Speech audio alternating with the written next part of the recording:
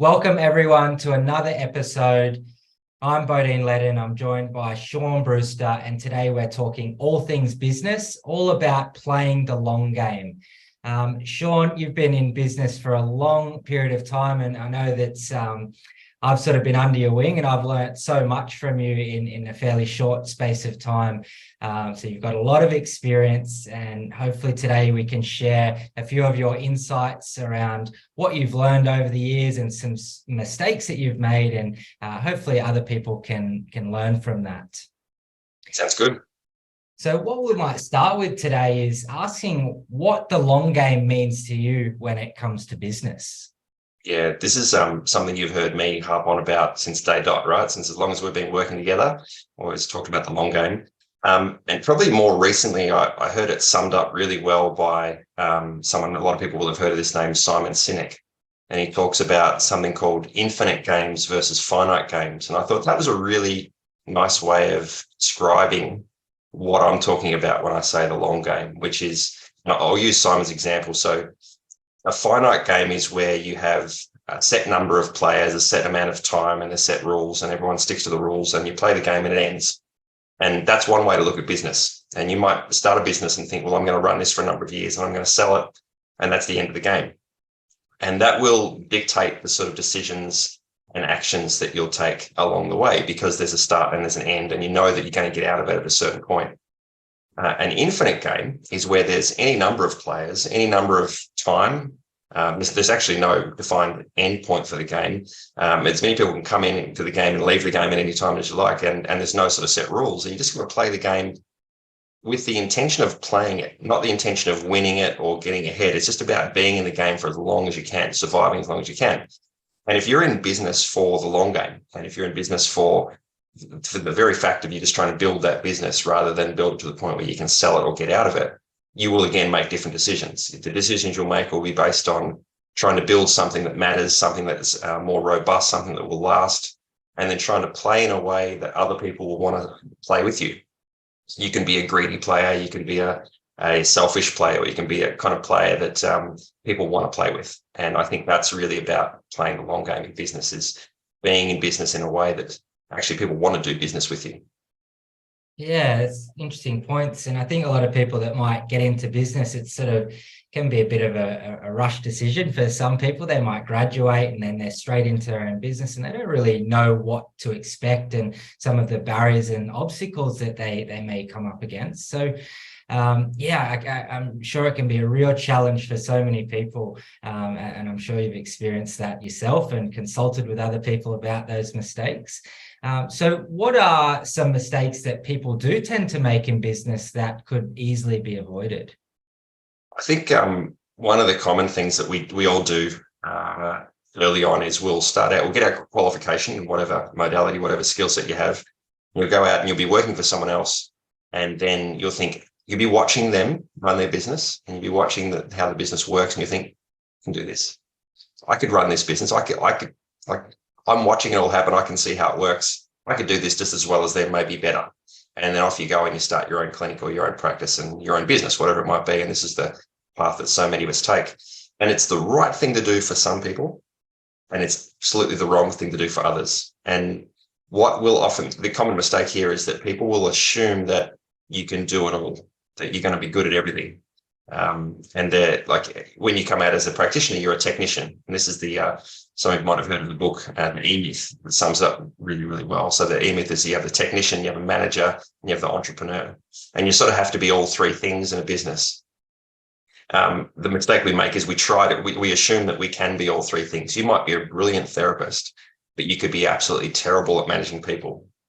You might be really good at managing people, but you're a terrible entrepreneur. So you can't do business development. You can't see opportunities. You can't put things in place, manage processes. You might be really good at that, but you're a terrible technician. You see what I mean? Like, there's three roles. And I think that the mistake we often make is that we assume that we can do them all. And it's pretty rare that you'll find someone that can do that. I discovered very early on that I'm not a great manager. Like, I'm a far better entrepreneur than I am manager, and I'm a fairly good technician. Management's not my skill, so I've had to really work on that one. And I think the people who do really well in business are the people who can figure out where their strengths are early and then hire accordingly, or surround themselves with the right people. And so, a mistake I made early on was just thinking I could do it all well. And you'll do most things average if you look at it like that. So that was one thing. And the other thing was probably assuming that because you're good at something, and we're all got specialist skill sets and different things, or special interests and focus on certain things. You think, well, I'm really good at this, and that should be enough to attract people. Because I've got these skills and this knowledge, people should come and see me for this because I'm good at it. It's not enough. Like, you could be the best in the world at something. If nobody knows you exist, you essentially don't exist.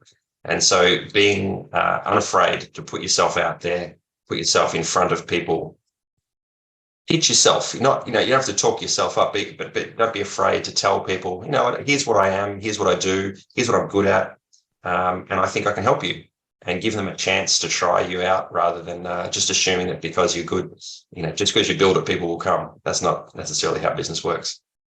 Yeah, and there's a lot to think about there, isn't there, when you think about a business? And like you said, it was great to break it down into those different sections, because we don't have to be the best at everything. And like you said, probably the best business owner would be someone who delegates really well. And I think the real importance of creating a good team environment, so people actually want to be there, they want to give 110% all of the time. And I think that's so often overlooked in businesses, is really, creating a nurturing environment and giving as much as you can to your staff. And, I've certainly learned a lot of that from you. And, you give a lot of autonomy to your staff. And I think that really pays its dividends as well.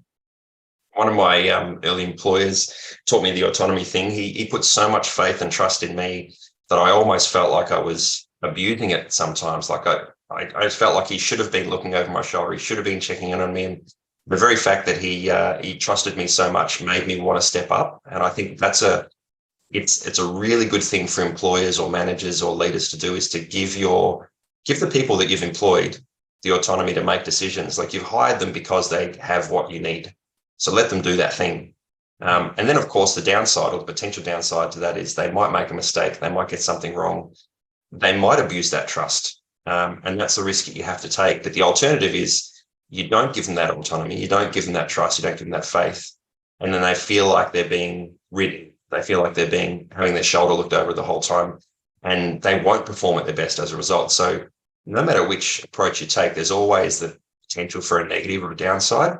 But I think the giving faith, giving trust, and giving people space to excel is always going to be the better option.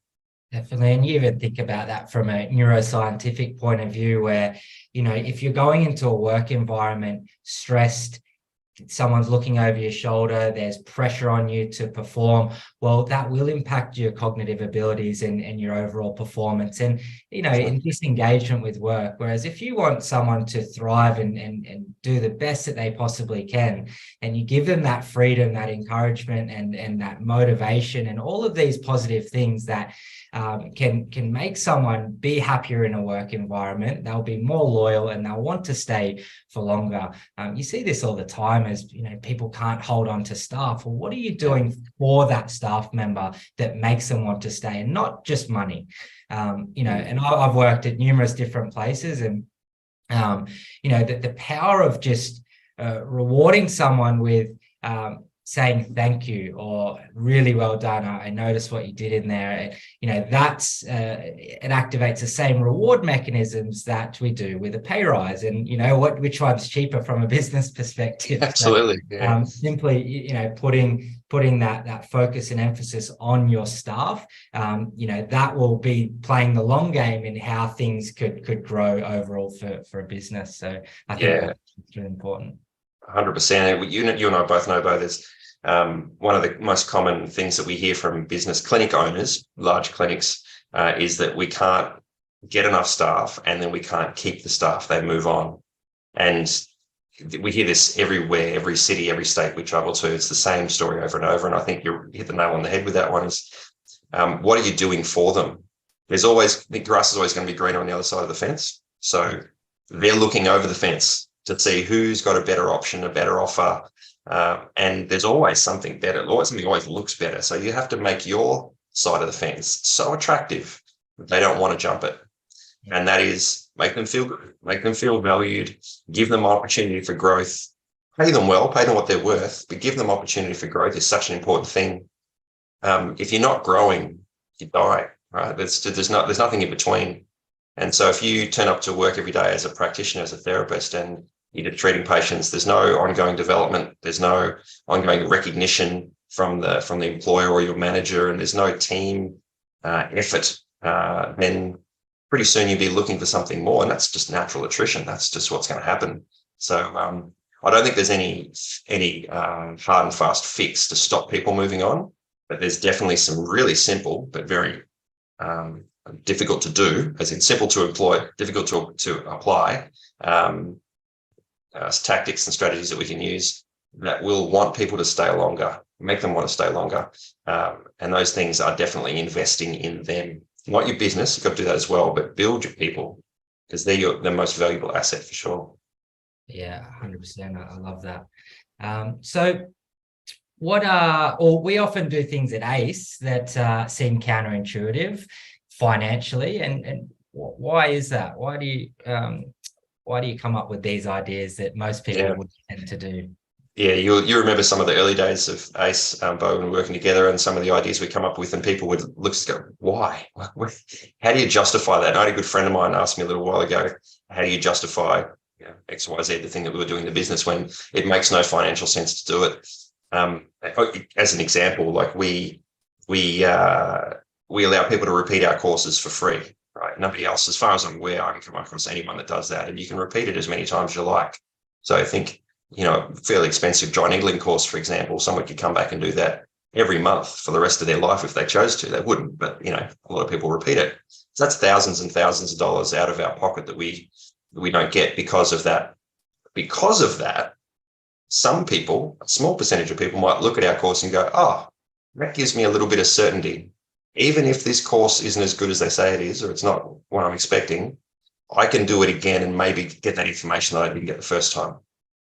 Or maybe my skill set, my knowledge is not up to scratch, and when I do this course, I won't be able to absorb it all. I'd like to be able to do it again to brush up those skills. And so that gives them, again, a little bit more confidence and knowledge that, we're there to support them. And the underlying message from us to them, without even having to say it, is that we actually care about you learning this stuff. It's not about creating more revenue. It's we actually want you to learn the information. And so those non-viable financial decisions, the things that your accountant would look at and go, why are you doing that? Those are, I think, the most valuable things, because they have a subtle and unwritten message that kind of comes with them. Like, why? Like, if someone has to question why you're giving that much value, then that is the best thing to do. And I always say to people, if you can figure out how to do the things in your business that your competitors can't afford to do, and then do them at scale, do them on a large scale, you'll win. When people walk in and go, oh, really? You get that with that and that and that and that for that price? How do you do that? If they're confused, you've got them. That's the thing. So we do that one. Look, we cater courses. People don't provide food on courses. These simple little things. We give heaps of free content after the fact. Like, you don't have to sign up for a subscription. We just give you the content afterwards. We put out heaps of free stuff online that other people would charge for. This is all the long game. It's all about building trust and rapport. Trust has to be earned. And so I think the more we can give up front, the more generous we can be, the more we win that long game. Yeah. And I've learned all of this from you, and I've had meetings with people and they're like, oh, if we've been recording videos, and then they say, oh, well, then you could start charging for it or a subscription. We're like, no, that's not what we want to do. We want to give this as completely free content with no strings attached. And people are, oh, that's nice, but why would you do Why? that? Yeah, completely confused. Yeah. But yeah, you're right. It's a huge value add. So what are some things that you might be able to suggest that, people that don't run courses, they might own a clinic or, work for someone else. What are some value adds that they could provide to improve their business? Yeah, right. Like, there's so many little things that you can do that sound silly almost, but make such a difference. And think back to the early days of Uber, right? We don't see this as much anymore, but when you remember, you get in an Uber and they'd hand you a bottle of water and offer you a mint. That's Like gone. you just don't, you'd see that 1 in 100 rides now, right? Do you remember that? Yeah. And so if you could do something like that, something that's unexpected, when a patient comes to see, now a bottle of water is probably not going to make a huge impact because a lot of places will have water available. If you could do something like have a bowl of fresh fruit and some muffins or some kind of treat that people might like just on the bench when they come in and they're like, oh, you know what, it's the afternoon, I'm a bit peckish. Oh, I'm going to my appointment. They're going to have a snack there. Like if you can have people come in and expect something like that, or even be surprised by it, something that costs you very little, but has such an impact on the big because it's something they don't expect, that's massive. Another thing you can do is when you collect patient information, so dates of birth, where they live, all that kind of thing. If you can surprise them with something that's maybe a little crazy on their birthday, this is a really good long game play. And I saw another business person I follow do this quite well, where he tracked somebody's details and just at random sent them, Googled them and looked up who their favorite sporting team is and who their favorite sports star through their social media. And then he sent them a jersey, or a signed jersey of that person's, like a jersey from their sporting team to this person. So it's costing him hundreds of dollars, right? And the guy got this and would obviously have been blown away. He didn't say anything about it. Months and months went by. And then another person came and bought from this guy. And he said, oh, by the way, I really love this sports star, right? And so that other guy had told him the story and it had just been passed on and passed on. And so you might do something that's completely out of the box and it might be an expensive thing that blows somebody's socks off. But if you can do it unexpectedly for no reason, that has way more value. Or it might be a small thing like a little bit of a gift, a phone call on their birthday and say, hey, I haven't seen you for a while, but just wanted to say happy birthday. Hope you're tracking well. Don't ask anything from them though. Give. Don't ask. All the giving builds up this rapport, builds up this trust. You won't have to ask. That's the trick. Yeah. And I think even those small things, that's right. Like the value in just giving your patient a call a few days after a session, that's a lot. It's sort of like, wow, they really care. And that emotional connection, they really care about my progress to see how I'm going. That's free. I didn't have to pay for that. You might give them, some little bit of tips or advice if they're not on track, whatever it may be. It could be that when your patient leaves, you record them a video on another exercise if one's not working for them and send that through to them. We like to do stuff like that. If someone's struggling with anything, we might say, hey, I'll record a video for you on that technique if you didn't quite get it, or send them a link to a video that's already been made or whatever that may be. And those are little things, but yeah, in the scheme of things over time, then you're more likely to get referrals. And again, that's that long game where it's a slow thing. You might not see the immediate increase in income, but over time, your reputation increases, your trust increases, and then, that will start to show in the figures in the long term. Definitely. And that's what I'm talking about with finite and infinite games too. Like the finite game version of what you're just saying there is you call up the patient a few days later and say, hey, you going? Oh, I hope you're doing well. By the way, if you'd like to book in again, I've got a spot on Friday. That's a finite decision. You showed them your interest or your care in them, and then you ask for something. You ask for an appointment. It's finite. Wrong decision in my mind. I'd suggest long game, infinite game, which is you phone them up and you say, how you going? Just wanted to check in, see how you're feeling. All good? No problems. Have a great day. See you later. Hang up the phone. They thank you, mentally, they thank you for that level of care, and they will appreciate that level of service, and then they'll tell a friend. And their friend will come and see you, and that friend will tell someone else. The original person will also tell 3 other people, and that multiplies out really, really quickly. And so that one person turns into 100 paying customers without you asking for a single one of them, versus the first one, they might book in 1 or 2 more times and you get 2 versus 100. Now, that's not something you can bank on for sure, but if you do it at scale, if you do it enough times, the numbers play out.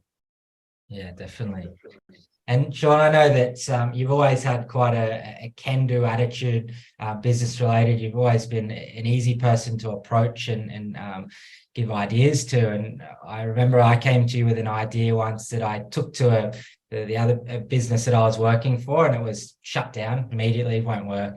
And so I told you, and you said, yep, 100%, let's do it, all for it. Backed it completely, and it paid off. It was a great experience. So I guess you've had multiple businesses over the years, and they've all progressed and evolved, and Ace is doing really well. I guess how long? 4 years, 5 years now we've been around.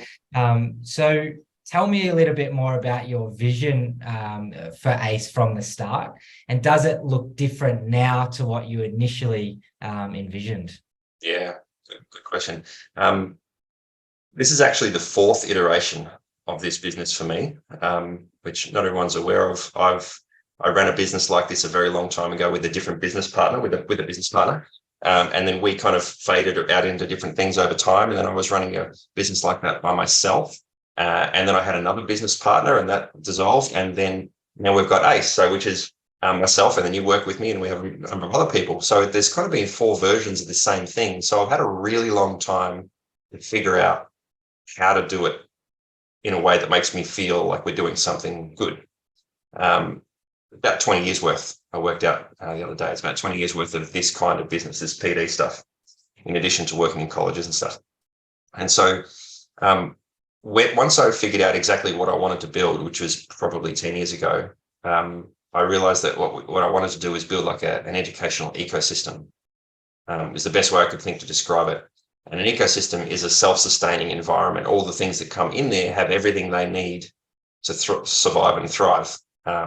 And so I wanted to build not just workshops, but I wanted to have online material. I wanted to have free content. I wanted to have face-to-face stuff. I wanted to have tangible products. I wanted to have educational stuff that you can consume on a number of different platforms, all these different things. And for someone to come in and be able to stay with us for a period of time, learn lots of things, obviously go and learn from other people outside as well. There's definitely value in that, not against that at all. But have enough that somebody can learn with us, work with us for a longer period of time so that we can watch them and be part of their growth. And so that's been the goal from not the start, but pretty early on, definitely the start of Ace. And then versus where we are now, I think feel like we're getting there. I feel like we're actually doing that now. And we were talking about this the other day, like it's a wheel with spokes, right? And so if what we're trying to build is the center of that thing, then every spoke has a different kind of offering as part of that ecosystem. And there's an infinite number of those spokes, and we keep adding more and more and more, which is absolutely terrifying and exciting at the same time, because there's only so many balls we can juggle at once. But without that kind of excitement, without that kind of fear, probably wouldn't be as interested. You've got to be living on the edge to a degree, I think, to sort of really enjoy your work. If it's too easy or not challenging enough, I know you especially, right? You fall off the wagon if there's no challenge. And I'm exactly the same. I feel like we're going to be pushing. And so where it was to where it is, I feel like, we're probably tracking quite well. There's still miles to go, though. Still a lot to be done. Yeah, well, that's it. And the old saying, if the only thing that you have is a hammer, then everything looks like a nail. If you've only got one thing that you specialize or deliver, then that's all that you're going to be good at. And as you said, we create this ecosystem where we develop trust in our community, and a lot of that trust is from giving extra, not asking for anything in return, like you said before. So when someone does attend a course, they'll often come back and do other courses or webinars or conferences, retreats. We've got these podcasts and free content on social media. So we've got a lot of different avenues, and not all of them require payment. So I think that's really valuable. And again, just sort of developing that community. And we see this as well when people ask for recommendations. You start to develop a following because people have put their trust in us, and I think that's where the real value is, isn't it? And it's taken some time, certainly, to build that. Like, we don't have thousands and thousands of followers, but the ones that we do have are awesome. So Yeah, they sure are. Yeah. right. Yeah. And trust is so important. Like it takes so long to build trust, but you can lose it in an instant. And one of the things that I really try to work hard at is making sure that no matter what the experience a person has, even if they come up against a bit of a hurdle or there's some kind of barrier for them, we try to find a way to make them feel like they're cared for and listened to, and that they matter. And that the rapport we build with people is sustained over time, so that ecosystem, when they come in, they can spend some time with us. One of the most rewarding things for me is to watch somebody develop over time. It's not about getting more revenue from them, income from them. That's not because we have so much free stuff anyway. I don't care if they don't pay for a thing. As long as they're with us over a period of time, we get to see them grow. It's simply rewarding for me, and I know it is for you too. And so when we see someone come in early in their career or early in their development, whatever it is, and they might spend years with us in different facets, and as they come out the other side, then they're a leader, then they're building their business, then they're treating people and getting results. And that's the point of the long game for me. Yeah, definitely. And it's nothing better than seeing them grow and develop. And then you might listen in on something that you said and you're like, you've got it. You got it. Yeah, that's right. It is great. Okay, so yeah, we sort of spoke about that this has taken a while, and you've gone through multiple different business models to get to what we are today. So what were your expectations for growth of the business, and how long did you expect it to take to start to see results? Yeah, that's a good question. Because I've run this type of business for so many years and so many different iterations, and I've had other businesses as well. I've been a running coach, I've been a martial arts instructor, I've been obviously clinical practice, I've been a university lecturer, all these different things. I've realized very early on that everything takes longer than you expect it to. So I try not to put too much of an expectation on things. There's a saying, people overestimate what they can achieve in a week, but underestimate what they can achieve in a year. So if you go, right, I'm going to do as much as I can this week, and at the end of the week, you're frustrated, don't be frustrated. You've got 51 more weeks. Yeah. And then beyond that, you've probably got 40 years worth of work in you, depending on your age, of course. I look at that long game. I keep reminding myself, no, this is just year number X. I've got all these other ones to go. So I find it really hard to answer the question, how long do I expect it to grow to get to this point and where we want to be? I feel like it's just a gradual trajectory upwards. There's been plateaus, there's been flat spots. And those flat spots are usually a reflection of my motivation or the level of effort that I'm putting in into the business and to the people around me. And while my motivation is always pretty good, there's definitely distractions at times. And so I have a little saying in my head, which is relentless forward motion.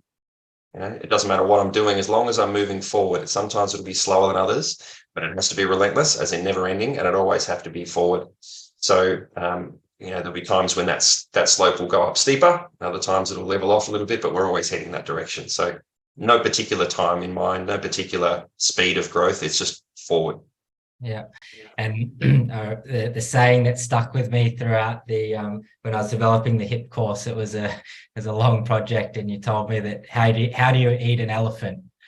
One bite at a time. And I That's kept right. that, and it's like, all right, bit by bit, I'm going to get there. Because I think, I see a lot of people that might graduate and go out into business, and they expect their books to be full within 6 months, 12 months.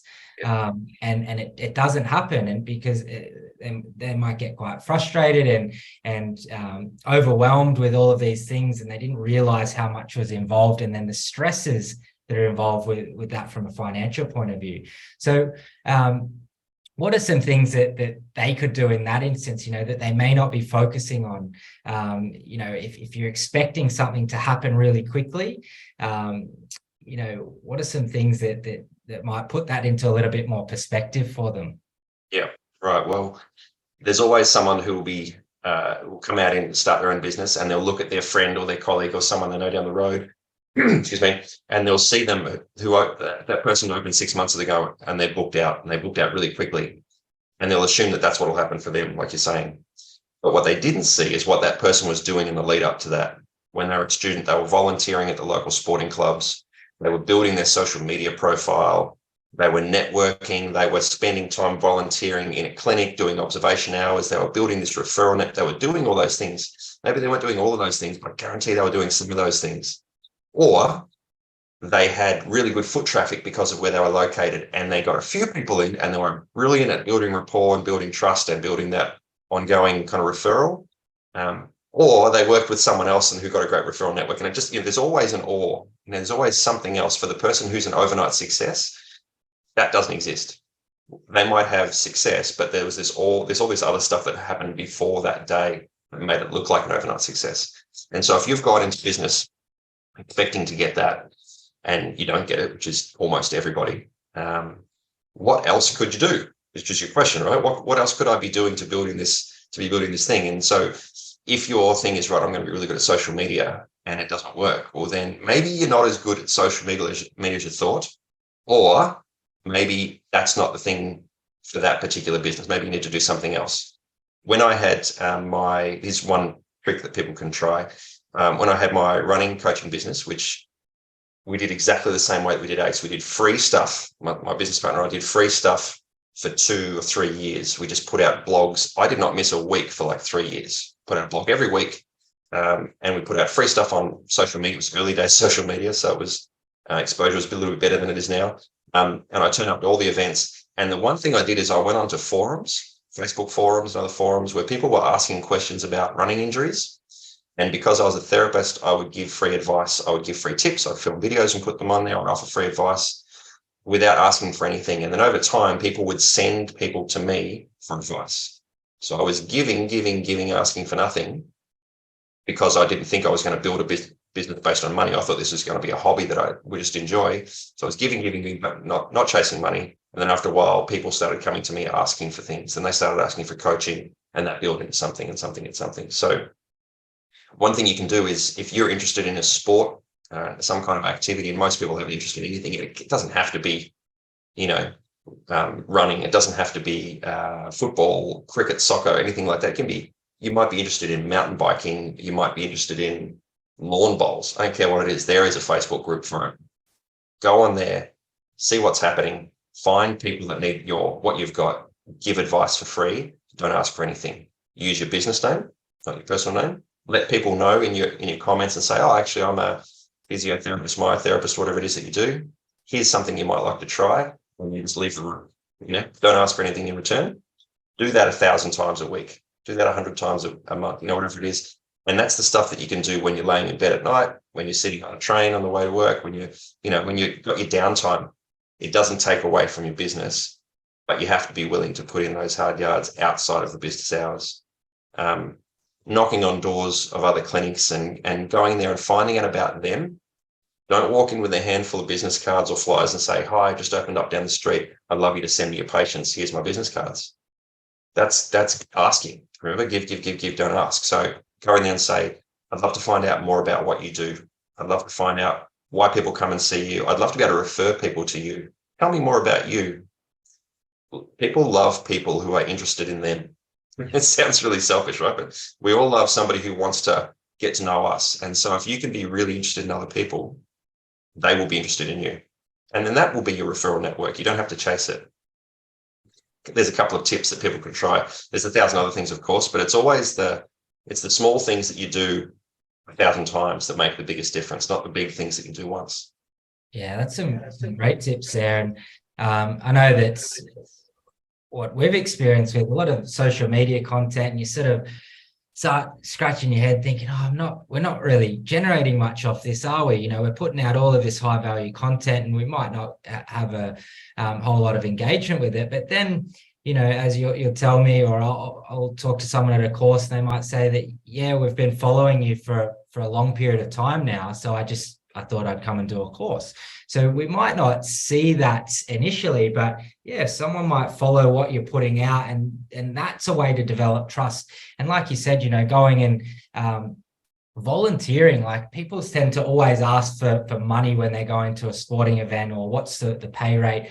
look, the value in going up and giving up your time is massive. I've done this for years and years, working with different sporting organizations, and there's always someone there that's, down the track, or, oh, I know a therapist in that area, go and see him. So I still get referrals over here from people from the East Coast, because there's the value in that. It pays off over time. You might not see that immediate reward straight away, but it is very valuable. So definitely, some great tips. Work for free for as long as you can afford to. Yeah. And then at a certain point, you'll have enough income, you'll be generating enough income that you can work for free strategically. You'll see some really high value opportunities where you would normally get paid for that. But if you can turn up and do it for free, even better, because they'll be looking at you like we were talking before about those non-viable financial decisions that we make. It's someone that's the expert, the man, the woman, whatever, known for that thing, and they turn up and give a free presentation. They turn up and volunteer their time or their skills for free. Everyone's looking at them going, why? That generates interest. And so work for free for as long as you can. And then when you can afford to work for free, do it strategically, do it at the times where it matters the most. Yeah, and we used to do a very similar thing, like go and give presentations to groups of personal trainers, because where do people go and spend their time and potentially end up sore or injured? And, at least now they've got a connection with someone. So you potentially just increased your referral base to, another 10 people that are working with other people, and they might see 20 or 30 people per week or even more. So, that takes an hour of your time. But the benefits of that are significant. So, yeah. Okay, so we've probably sort of touched on this a bit, but what are some easy things that people can do that have high reward? Okay. Well, the little tips and tricks that I just ran through before are some examples of those, but I think the biggest, the easy things to do are build trust, be generous, give, right? Give up front. And those examples that we're just talking about are great ways to do that. But just keep those things in your mind. I think, like from the very start, if you've just opened a clinic and your first patient walks in the door, your job should not be to necessarily try to fix them the best you can that day, like do the best treatment. That's your number one goal. But your number two goal should also be blow them away with how much you're willing to do for them. Like provide more value than they expect. And if you're a 19, a 20, a 21-year-old therapist, you've got to work even harder to impress that practitioner, because they don't look at you as someone with years of experience and knowledge. They look at you as a fresh-faced little, straight out of school kind of person. You've got to step up even more to develop that trust and rapport with the person. So, I think that's give up front without expectation, as much as you possibly can. And the great news is, if you're early in your journey and you don't have a busy clinic, you've got time. You've got blank spots in your calendar that aren't designed to be spent sitting there watching episodes of Netflix. It's designed to be going, okay, I just saw a patient who had this problem, that problem. What else could I do for them in the meantime? They're booked in next week. I'm going to wow them with my knowledge. I'm going to research all these things. I'm going to send them some video links like you suggested. I'm going to prepare some resources for them when they come in. I'm going to set up a referral for them. I'm going to go out and do whatever I can possibly do to really blow them away. So the dead time that you have in your calendar is probably the most valuable time, because it's where you can build and do and create and make things for your patient that they wouldn't otherwise get. Yep. And in that dead time, don't look in the right places as well. Don't go asking how to treat conditions on social media groups. Don't look for your information on Facebook and Instagram. Go to a reliable source, go to a PubMed and start looking at some research papers. Start to work through, you could do a typical search on tendinopathy and you'll get thousands of results that will show up. This will give you high quality information rather than asking someone else who also learnt their information from a second-hand or third-hand source. So get high quality information that will impress your patients. But yeah, over time, if you read a paper a day or a chapter of a book a week, whatever that may be, over 10 years, over 15 years, over 20 years, you've got a lot of knowledge there. So yeah, put that time to really good use. Or if you do need to ask someone that is in the know, that is the expert in that area. So Yeah, and that's the difference, isn't it? What I'm talking about before, where I said we should go on social media and give our advice. yeah, That's not where we should go to get it, right? Because as the practitioner, you're the expert. You need to be the source of the information. And so where you see somebody on social media, and that's essentially a community group, which is like being in the real world, but it's virtual. It's like walking into a pub and somebody's complaining about their sore back, and you go, well, here's some advice. You're doing the same thing. But if you're a practitioner who needs to be more knowledgeable than the general public, which we do, we need to have more information, specialist information. You've got to go somewhere where that information lives. And a Facebook group is typically not it. Now, you might think, all right, I'm a part of a practitioner group. How many times, Bo, have you seen this when someone says, I've got a patient with XYZ problem, this pathology. How should I manage that? Like you said before. And then we'll read through the answers, and there's 1,000 different answers, and 957 of them are completely absurd. They're just like, where is that information coming from? You're miles off track. And then there's a handful of things in there that are probably valuable, but for the person who's asked the question, they won't necessarily know, because they don't know, which bit of information is true. So rather than get 1,000 things and hope that you pick the right answers, go somewhere where the information is more reliable and ask the question there. We've got to be selective about where we ask the questions, I think. Yeah. And look, I think that whole long game thing, once again, is, to build your business, you've got to build yourself and build your knowledge and understanding, to really be the expert in what you do, and then surround yourself with people who are even better than you again. So you're learning from other people. You don't really want to be the best person in your clinic, because then there's a ceiling. Like, who are you going to learn from? And I'm lucky I've got people like you and other people that I look up to and get my information from, people who are better than me. So that drives me to be better. And I can leverage myself on other people's mistakes and what they've learned, and that improves your rate of learning. And here's the trick for a leader, though. Everything you said there, both brilliant. But as the leader, you want to hire people who are smarter than you. And if they aren't smarter than you, help them become smarter than you. And that's what I've done with you, right? Like you said, you're learning things from me, but there's so many areas now where you've passed me. And that's perfect. Like if I was threatened by that as a business owner or as a manager or as a leader, you and I could only go so far. And this is where I think people run into trouble, is they see themselves at the top of the perch. And then they might have some real guns working for them that build up and build up and build up to the point where they start to push that person off the perch. That person gets a little bit protective of that perch and pushes back. And it's not going to work. The guns are going to leave. They're going to go somewhere else, right? Yeah. But if you can see the growth of your people, your team, as a benefit to you, as a benefit to the business and a benefit to the game you're playing, now you've got a team of experts. Now you don't have one person who's good and other people are great. Like this is also one who's great, other people are good. You've got a team of great people. And so I want you and everybody like you that's working with ACE to be better than me at as many things as possible, because how much better would that be for our customers, our clients, our students, the people who interact with us? So much more valuable. Yeah, 100%. From a clinic perspective, like if you're Shaun's clinic and you might have other people working for you, but everyone only wants to go and see Shaun because he's the best there. That's not going to help you to fill the books. Whereas if you've generated that brand, and you've taught me this, that anyone that goes, I don't care who I see, because everyone's good there. Rather than sort of building that brand around you, the practitioner, it's sort of more about the brand as a whole, isn't it? The whole yeah. thing. Yeah. And I think the long game requires you to do both. Like brand and reputation are essentially the same thing. A business's brand is its reputation. It's what it's known for. And so as a practitioner, we need to have a reputation for ourselves, a brand. So Bodine, Ledden, the practitioner needs to have its own brand. So people will come to you for what you've got. Now, if you've got a clinic and you're operating with a number of other practitioners, you want the business to have its own brand as well. So I think that anyone interested in playing this long game needs to be developing 2 silos of brand.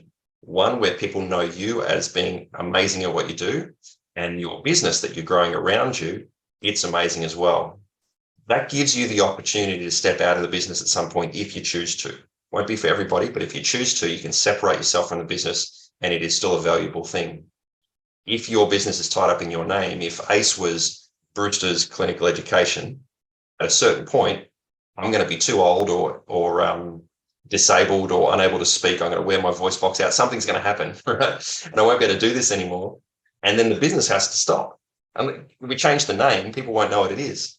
And so there has to be your own, I think, your own personal brand and your own business brand if you want to have any kind of longevity in this industry, or any industry for that matter.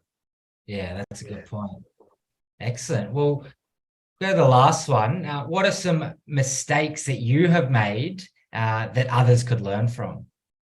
I think I sort of touched on these a little bit earlier, actually, but assuming that people will think that making the assumption yourself that because you're good at something, people will come to you. And I think that I had a fairly good amount of success in the teaching space early on because I knew a lot of people in my area. I was teaching in Melbourne and I started running courses and a lot of people came. It was great. And I thought, let's do this in some other places. And so I tried to run one in Sydney. How many people came to my first Sydney course, Bo? That would be 0. Nobody came, right? It didn't happen. I thought, okay, well, maybe not Sydney. I'll try to run one in Brisbane. And I had a small handful of people. And then I tried to run in Perth and a small handful of people. And I thought, okay, well, my reputation in those areas is not enough. Melbourne was okay. I knew enough people there. So what do I have to do? Well, I have to build a reputation that's larger than my local community. And so that was for me in an education space. But the person in a clinic space, just because you're good at treating headaches doesn't mean everyone's going to come to you to get the headaches fixed. They have to know about you. They've got to know that you exist. And so that requires more than just the skill set that you have that you're using in a clinical setting. So being able to and willing to step outside the mindset of the technician and go, what do I need to do to get the word out? Now, if you're not good at being a public face, being the face of a business or speaking or writing or presenting yourself in a way that you can share your information, then you've got to find someone who is, partner with them, hire somebody, barter for that service, offer them something in return. It doesn't have to be money always. It might be your time, it might be your skill set. You can offer in return, and that they can do that work for you. And so an early mistake was, thinking that because I did well in one place, I could do well in another, and it just doesn't translate like that. And I think that's probably the earliest. That's probably the most useful mistake I've made for other people. Is just don't assume anything. Expect it to take longer than you think it will, and work twice as hard as you think you should have to. Oh, there's some great points there. That's fantastic. And I'm sure so many people can get some valuable insights out of this and, hopefully apply this to their current business. So thank you so much, Shaun. I think, that was such a great chat on all things business and playing the long game. I hope it's been useful. Excellent. Cheers. Thanks a lot.